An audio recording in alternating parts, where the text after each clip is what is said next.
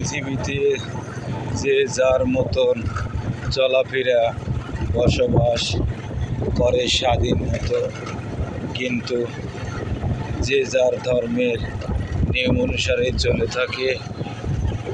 দর্শক দেখুন, অবলা দুইটি পশু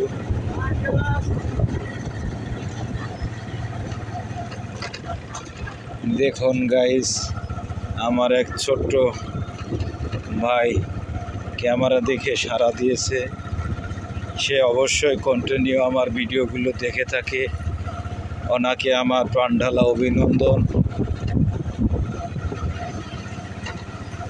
এই এত সুন্দর সুন্দর কন্টেন্ট ও ভিডিও ফুটেজ আপনাদের উদ্দেশ্যে আমি বানিয়ে থাকি। আসলে আমি তো কিছু না, সবই সৃষ্টিকর্তার হুকুমে হয়ে থাকে।